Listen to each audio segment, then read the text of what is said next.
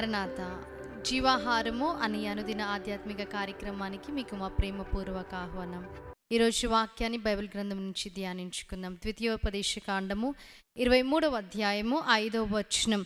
నీ దేవుడైన యెహోవా నిన్ను ప్రేమించెను గనుక నీ దేవుడైన యెహోవా నీ నిమిత్తము ఆ శాపమును ఆశీర్వాదముగా చేసెను. వాక్యంలో మనం చూచినట్లయితే మరి శాపమును ఆశీర్వాదముగా మార్చే దేవుడు మనకున్నాడు.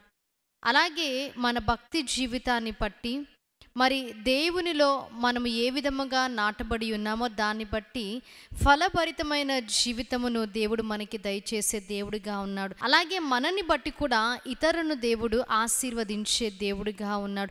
ఎలాగైతే మన శాపభారాన్ని పాపభారాన్ని దేవుడు మోసి ఆశీర్వాదమును మనకు దయచేసి ఉన్నాడో అలాగే ఆయనని నమ్మిన మనను కూడా ఆయన ఆశీర్వదించే దేవుడిగా ఉన్నాడు.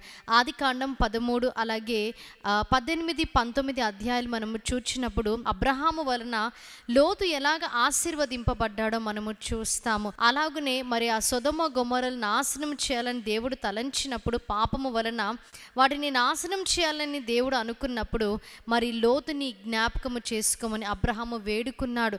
ఆ విధముగా లోతు రక్షింపబడ్డాడు, దీవించబడ్డాడు, ఆశీర్వదింపబడ్డాడు. ఆదికాండము 39వ అధ్యాయంలో మనం చూసినప్పుడు ఇక్కడ మరి పోతిఫర్ ఇంట్లో యోసేపు ఉండడం మనము చూస్తాం. యోసేపుకి మరి దేవుడు తోడై ఉన్నాడు.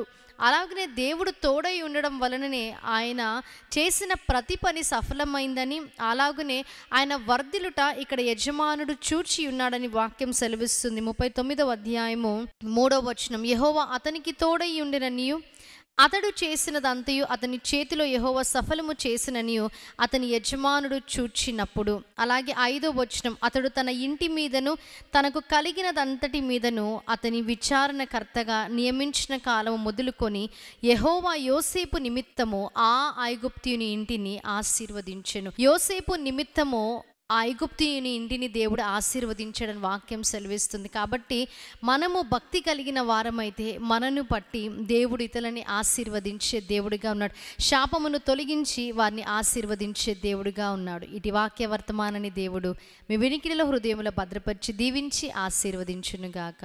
ఆమేన్. ప్రార్థన చేసుకుందాం. మహాగణుడా, మహోన్నతుడా, పరిశుద్ధుడా, నమ్మదగిన దేవా, మీకు స్తుతులు స్తోత్రాలు.